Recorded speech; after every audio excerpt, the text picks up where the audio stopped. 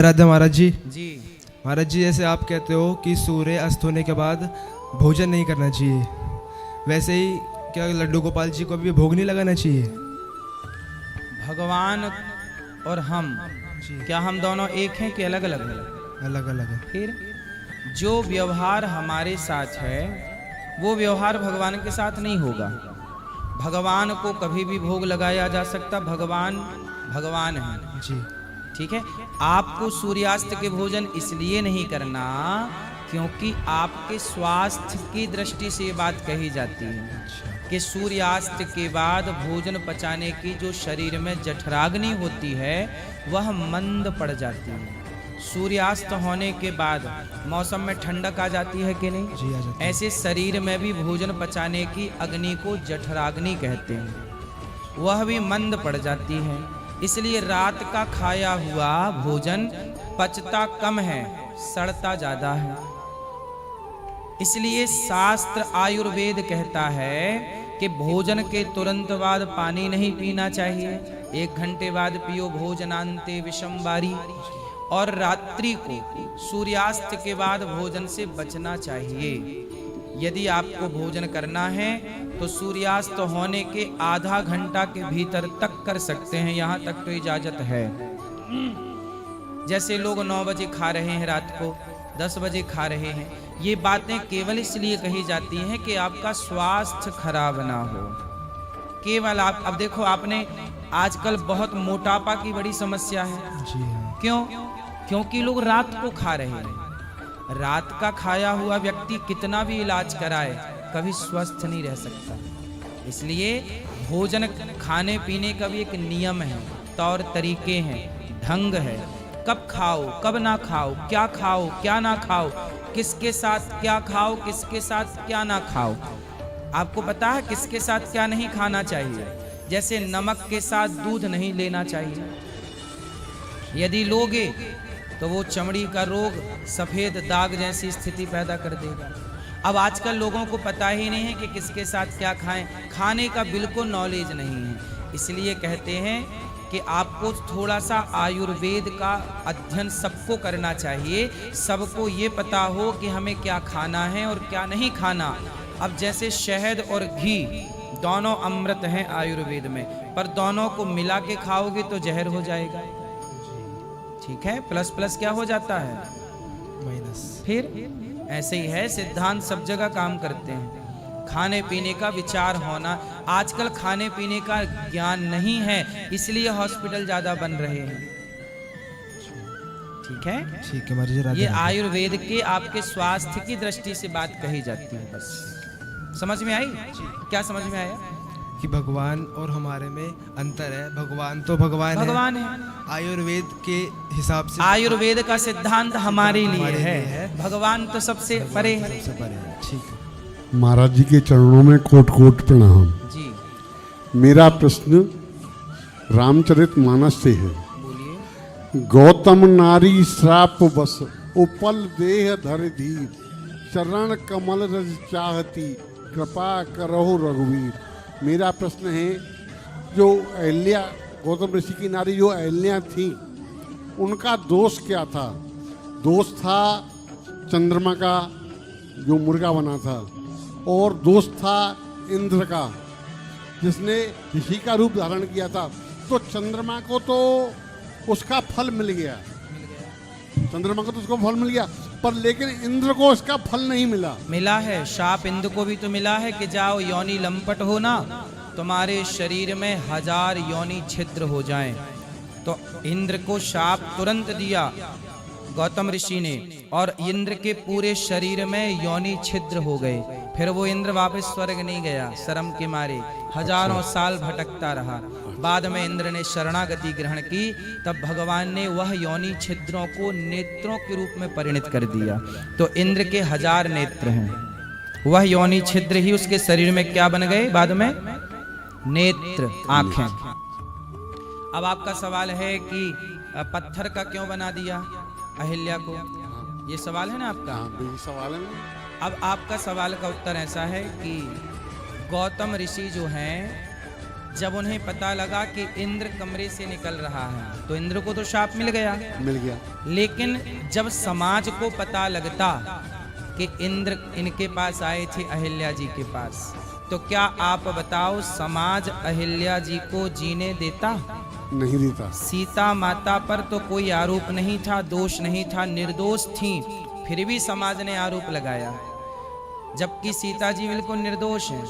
तो जब अहिल्या के कमरे से तो दिखाई ही पड़ा इंद्र का निकलता हुआ, भले वो भीतर से पवित्र हो, सही। लेकिन समाज जीने देती?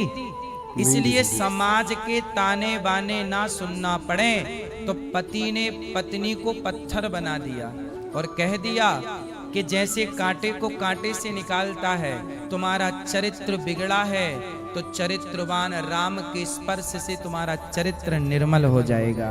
बिगड़े चरित्र को कोई सुधार सकता है तो राम जी सुधार सकते हैं। ये जो आपने दोहा गाया, गौतम नारी शाप बस उपल देह धरि धीर, चरण कमल रज चाहती कृपा करो रघुवीर। इसी के आगे एक और बात कही है, जब भगवान ने गौतम की नारी को शाप से मुक्त कर दिया, नारी बना दिया, तब उन्होंने कहा कि मुनि शाप जो दीन्हा अति भल कीन्हा। इसलिए कहा कि मुनि शाप जो दीन्हा अति भल कीन्हा। हे प्रभु, मतलब पतिदेव से कह रही हैं कि हे गौतम ऋषि जी, जब आपने मुझे शाप देकर पत्थर बनाया तब मुझे लगा कि आपने मेरे साथ गलत किया, मुझे पत्थर का बना दिया, लेकिन आज जब राम के दर्शन हो गए तब लगा कि आपने शाप ना दिया होता तो आज राम की कृपा प्राप्त ना होती। इसलिए मुनि शाप जो दीन्हा अति भल कीन्हा। परम अनुग्रह में माना, वो अनुग्रह मान गई ना कि ये तो अनुग्रह कर दिया मेरे पति ने, बहुत बड़ी कृपा करी। लेकिन समाज को ये सब बातें ना पता होने से लोग कहते हैं कि उनके पति ने गलत किया। बाद में वो अपने पति के लोग को चली गई। तो अब बताओ कि पत्थर ना बनाते तो समाज तो ताने मार मार के मार डालता। तो अब बताओ कि गौतम ऋषि ने सही किया था कि गलत? सीता जी जो है, नहीं, गौतम ऋषि ने अहिल्या के साथ सही किया गलत किया? सही किया। पत्थर बना के सही किया। ठीक है, अब आगे पूछो। एक प्रश्न और है मेरा कि जैसे श्रीमद् भागवत में राजा नरक की कथा आती है, रघो नाम नरेंद्रो, ठीक है, राजा नरक की कथा आती है, तो राजा नरक जो है 1 लाख गौएं रोजाना दान करते थे। सही है। तो एक गाय जो है दान की हुई और ब्राह्मण से लौट के दोबारा उनकी गायों में आ गई, तो राजा ने फिर उसको दान कर दिया। तो वो दूसरे ब्राह्मण पर चली गई, दोनों ब्राह्मणों में झगड़ा हुआ और राजा के पास न्याय भी मांगने के लिए आए। तो राजा कहता है कि भाई एक गाय के, भाई आप तो मुझसे 10,000 गाय भी ले लो, पर लेकिन दोनों में नहीं बनी। तो राजा को गिरगिट बनना, हाँ, करकेटा बनना पड़ा या गिरगिट बनना पड़ा, एक ही बात है, बनना पड़ा। तो इसमें राजा का क्या दोष था? राजा का दोष केवल इतना था कि राजा न्याय नहीं कर पाए। ये सजा उन्हें दान की नहीं मिली, ये सजा उन्हें दान की नहीं मिली। ये सजा किसकी मिली? कि आप राजा होकर न्याय नहीं कर पाए। जब राजा न्याय नहीं करता तो राजा पाप का भागीदार बन जाता है। इसलिए राजा, अधिकांश राजाओं को नरक की यातनाएं भोगनी पड़ती हैं, क्योंकि राजा वही राजा है जो न्याय करे। राम के राज्य में कुत्ता न्याय मांगने गया था तो राम जी के दरबार में कुत्ते को न्याय मिला था, लेकिन राजा नरक के दरबार पर 2 ब्राह्मणों को न्याय नहीं मिल पाया। राजा ये निर्णय नहीं कर पाए कि वास्तविक में ये गाय किसकी है। भाई 2 कह रहे हैं कि ये गाय मेरी है, सही है, तो बात तो एक की रही होगी ना, एक की ही रही होगी वो। तो उसके बदले में राजा तो 10,000 गाय और देने के लिए दूसरे को तैयार है। हमें नहीं चाहिए 10,000 गाय, हमें हमारी गाय चाहिए। तो राजा को राजा होने के कारण न्याय करना था कि नहीं, आप बताओ? न्याय तो करना था, हाँ। पर लेकिन जो राजा इतनी 1 लाख गौएं रोजाना दान करता था, हाँ। तो इसका पाप जो है, इतना बड़ा पुण्य करता था राजा, हाँ। तो इसका जो है पाप कम नहीं हुआ, उसको गिरगिट पुण्य बनना ना, पड़ा। ना, आपने पूरा प्रसंग समझिए। राजा न्याय नहीं कर पाए, इसके कारण गिरगिट बने। परंतु आपको पता है कि उस गिरगिट को दर्शन किसने दिया था? भगवान ने दिया था। भगवान कृष्ण। भगवान के पुत्रों की गेंद चली गई कुएं में, और कुएं से जब निकालना चाहा तो भगवान के स्पर्श से वह राजा नृग हो गए। तो उन्होंने जो न्याय नहीं किया, जिसके कारण तो गिरगिट बने, परंतु गौदान किया, इसलिए भगवान का साक्षात दर्शन किया। तो दोनों का फल मिला। और ये समाज के लिए दर्पण है कि आप भले राजा हैं, भले पुण्यात्मा हैं, पर आपने पाप किया है तो अवश्यमेव भोक्तव्यम कृतम कर्म शुभाशुभम। जो पाप बन गए हैं वो भी मिलेगा, और पुण्य के बल पर ही तो बाद में वैकुंठ भी मिला, कृष्ण भी मिले। हाँ, पुण्य की बल पर पे ही मिले साहब। गिरगिट का टाइम पीरियड क्या था? कुछ साल के लिए गिरगिट बने थे, सदा के लिए गिरगिट नहीं बने थे, कुछ वर्षों के लिए गिरगिट। भाई राजा न्याय नहीं कर पाया तो कुछ वर्षों की सजा मिली, गिरगिट बनना पड़ा। एक बार सभी भक्त दोनों हाथ खड़े करके एक जयकारा लगाएंगे, बोलो गौरी गोपाल भगवान की जय जय श्री राम। गुरुजी, इंसानों के साथ तो हादसा होता है, गाय के साथ हादसा हुआ गुरुजी, बहुत खराब। गाय के साथ क्या हादसा हुआ? हमारे पड़ोस में एक लड़के की शादी थी, तो उन महिलाओं ने कचड़ा झाड़ू लगा के गाय की, जहाँ गाय बंधी थी वहाँ झोपड़ी के पास में कर दे, उसमें आग जला दी। और क्या पता घर के अंदर सो रहे या क्या कर रहे, 1:30 बजे दिन के दोपहरी में आग लग गई और झोपड़ी के सारे में लग गया, और गाय बनकर चिल्ला रही थी, कोई नहीं दौड़ा। जब फिर एक लोग गया वहाँ पर, उनको चिल्लाया, तब वो उठे तो आग पूरी पन्नी पे लग गाय के ऊपर गिर रही थी गुरुजी। और गाय को तो बचा सक, पर उस गाय को उन्होंने रस्सा नहीं काटा है। लालच में एक गाय जल के मर गई गुरुजी, हमारे पड़ोस में हुआ है। गाय को जिंदा जला देना, गौशाला में आग लगा देना, ये सबसे जघन्य पाप है। अब कह रहे धोखे से लग गई है, पर ध्यान तो रखना चाहिए, हमने कचड़े में आग लगी तो वहाँ रहे थे। बिल्कुल, आग लगाने वाला ही इस बात का दोषी है। घर में शादी थी, पर गुरुजी किसने आग लगाई? उन्हीं लोगों ने। जिन्होंने आग लगाई वही दोषी हैं। आग लगाने के पीछे आग लगाने से पहले सब जगह चेक करना चाहिए कि गर्मी का मौसम है, आग कहाँ कहाँ जा सकती है। और जब आग लगी है तो जब तक काम पूरा ना हो जाए, आग बुझ ना जाए, तब तक वहाँ खड़े रहना चाहिए। ये प्रत्येक व्यक्ति की जिम्मेदारी होती है। आग जो लगाए उसकी जिम्मेदारी है कि जब तक बुझ ना जाए वो वहाँ रहे। ये हादसा मुझे बार बार चिंता में ला रहा है। मैं 11 साल से राधा कृष्ण की गाय पूजा कर किसकी थी? मेरे पड़ोस की। जी मैया, वो तो देखो बहुत बड़ा पाप है। ये तो गौ हत्या का पाप, गौ हत्या से भी बड़ा पाप है। मार डालना तो अलग है, पर जिंदा, वो तो गौशाला में आग लगाने का पाप लगा ना। वो तो झोपड़ी में रह रही थी गाय, मतलब वो उसकी गौशाला थी, उसका घर था।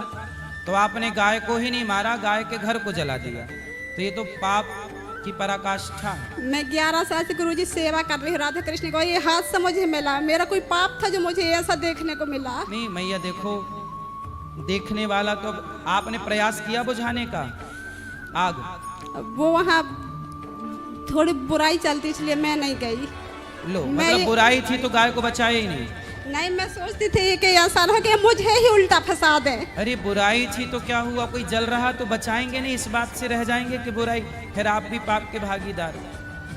द्रौपदी की जब साड़ी उतरी तो जितने दर्शक थे वो सारे दर्शक भी पाप के भागीदार बने।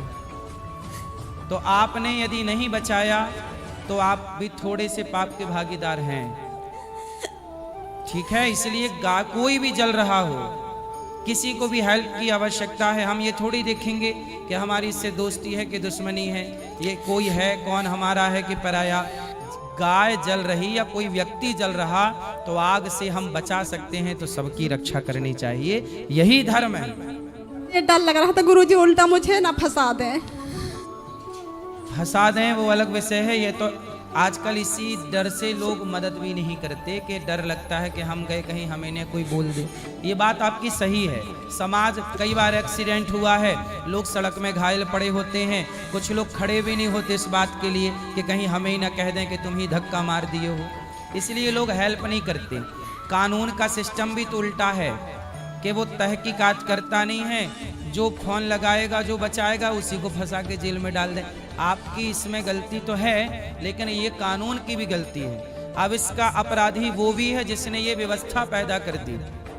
इसलिए हम पहले बोल चुके हैं कि राजा भी पापी होता है, जिसने ऐसी व्यवस्था बनाई कि आदमी डर रहा है मदद करने से कि कहीं मदद करने वाले पे ना आ जाए हाथ पर, उसके ऊपर ना जाए। इसलिए अब बहुत लोग इसके जिम्मेदार होंगे। गुरुजी मेरी एक प्रार्थना है, जल्दी सब जगह शेयर कर दे ताकि कोई जैसे गले में रस्सा पड़ा तो रस्सा तो वो काट सकते तो गाय बच जाती, पर रस्सा छोड़ते रहे, लालच था उनको ये रस्सा ना हम काटे, ऐसे ही छूट जाए। अच्छा, रस्सा नहीं काटे? नहीं, रस्सा नहीं काटा, बाकी गाय को छोड़ लिया और वो बची तो उसके ऊपर पन्नी जल जल के गिर रही थी, पर रस्सा नहीं काटे, इतने लालची हैं। रस्सा नहीं काटे कि कहीं रस्सा दो टुकड़ा ना हो जाए, रस्सा ना कट जाए।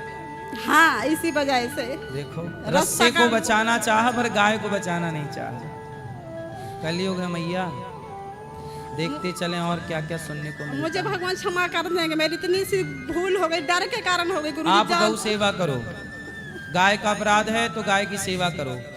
जो अपराध, गाय की सेवा करने से आपको अपराध से मुक्ति। राधे राधे गुरुजी। गुरुजी राधे राधे जी। गुरुजी सवाल है कि मैं 10-11 सालों से पहला लड्डू गोपाल जी एक रखा करता था जी। अब बेटे की शादी होगी तो दूसरा लड्डू गोपाल जी आ गई साथ में, वो बहू ने ले आया साथ में, तो पहले वाले में प्राण प्रतिष्ठा डाली हुई है, तो इस लड्डू गोपाल जी में प्राण प्रतिष्ठा डलवाएं या कैसे करें, बताओ गुरुजी। देखो, एक कृष्ण और एक बलराम के भाव से सेवा कर सकते हैं। अच्छा जी। यदि दो हैं तो एक कृष्ण है और एक बलराम, इस भाव से सेवा हो। तो गुरुजी जैसे अभी पहले वाले लड्डू गोपाल जी को मैं डेली नहवाता हूँ, अभी जो दूसरा है लड्डू गोपाल जी उनको भी नहलाओ, उनकी भी सेवा करो, डेली नहवाना। ठीक है गुरुजी। राधे राधे। राधे राधे। राधा वल्लभ श्री हरिवंश गुरु श्री जी, हरिवंश। आपके चरणों में दंडवत प्रणाम गुरु जी। खुश रहिए, खुश रहिए। मैं झारसुगड़ा सुंदरगढ़ से हूँ जी गुरु जी। झारसुगड़ा? हाँ, उड़ीसा। हाँ उड़ीसा। आप जब गए थे जो 4 तारीख को, तो मिलने से बहुत अच्छा लगा गुरु जी। और गुरु जी मेरा एक सवाल है कि विश्वकर्मा पूजा के दिन गौ माता का देहात होना शुभ माना जाता है या अशुभ माना जाता है? गौ माता का तो देखो आना जाना सब जीव का चलता है। इस संसार में जो आए हैं सबको जाना है, गाय भी जाएगी, हम भी जाएंगे, आप भी जाएंगे। तो मरना शुभ अशुभ नहीं होता, मरना तो मरना होता है। मरने को ना शुभ माना जाए ना अशुभ माना। मृत्यु तो मृत्यु, प्रकृति का एक नियम है जी गुरु जी, है ना। जन्म मृत्यु दोनों ईश्वर की खेती है, इसे शुभ अशुभ से मत जोड़िए। ये तो मृत्यु को मृत्यु रहने दीजिए। हाँ गुरु जी। गुरु जी, जब उनके अंतिम सांस के समय उनके कान में, गौ माता के कान में अगर राधा वल्लभ श्री हरिवंश बोला जाए तो वो मोक्ष प्राप्त होंगे? भाई गाय को आप कुछ बोलो ना बोलो, गाय अपने आप ऑलरेडी मोक्ष को पाएगी। गाय थोड़ी नरकगामी होती है, गाय नरकगामी नहीं होती, कुत्ता भी नरकगामी नहीं होता, चींटी भी नरकगामी नहीं होती।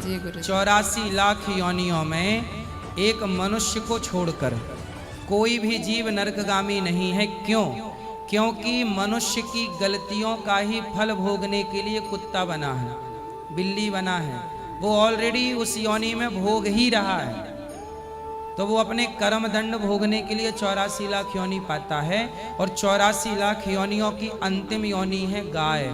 पर यदि किसी जीव के कान में भगवान का नाम चला जाए तो ये बात सत्य है कि भगवान के नाम के प्रभाव से वह आगे भी यदि कोई अधम योनि पाने वाला हो तो उन योनियों से मुक्त होकर वो भगवत धाम जा सकता है। यह नाम का प्रभाव है। जी गुरु जी।